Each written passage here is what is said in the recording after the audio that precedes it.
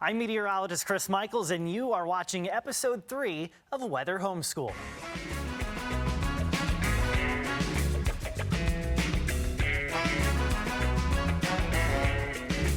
Today we're talking about something really interesting, but also something that can cause a little damage.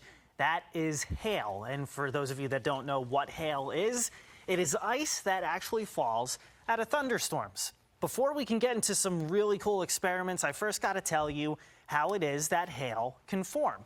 So in order to get a thunderstorm first, most times you need warm air to rise. Warm air isn't very heavy, so you think about something light, for instance, my phone, I can lift that up, no problem, right?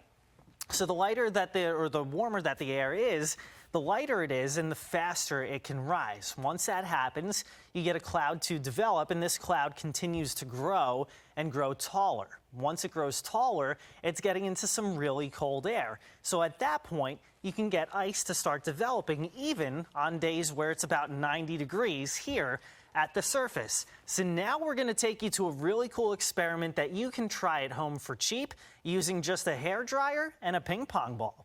So we're in the 10 News makeup room with a hair dryer that I don't know who this belongs to, but we'll give it back to them after this experiment. And the hair dryer, when we turn it on, is going to be the warm air that's rising. This ping pong ball is going to symbolize a hailstone, and when you place it over the hair dryer, it gets suspended in midair. That's because the warm air is forcing the hailstone to rise. That hailstone will then collect with others and continue to grow in the cloud before eventually just falling to the ground.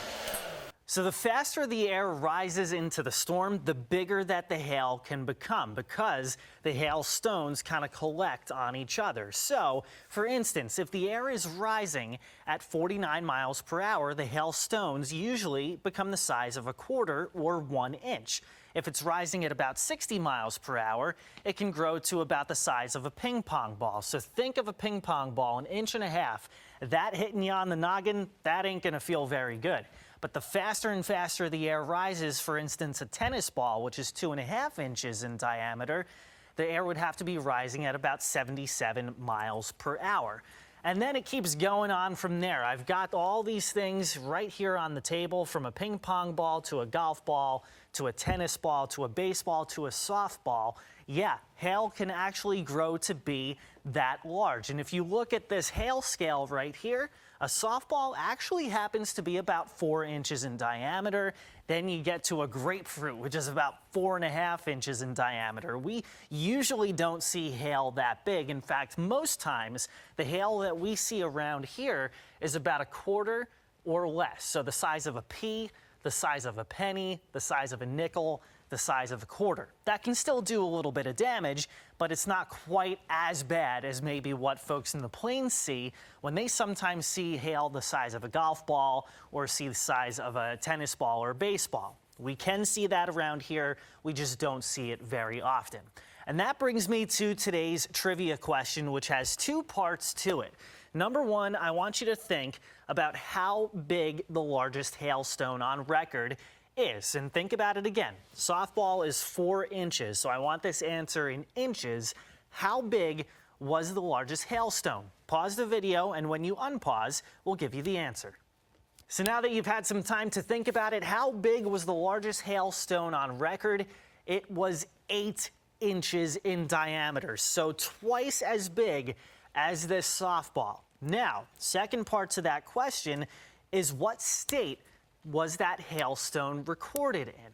Take some time, think about it, pause the video, and when you unpause, we'll give you the correct answer. All right, so this is a little bit of a tricky one and probably a state that you didn't think of.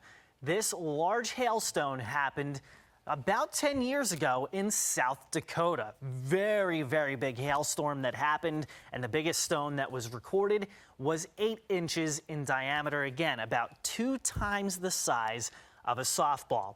Hope you guys enjoyed today's lesson. We're going to be doing much more in the form of lessons on social media and WSLS.com.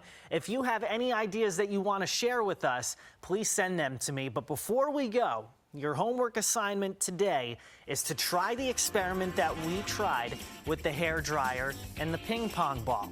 Take a video, send it to me on Facebook or on Pin It, which is a feature on our weather app, and it just might show up on TV. I'm meteorologist Chris Michaels for Weather Homeschool. We'll see you next time.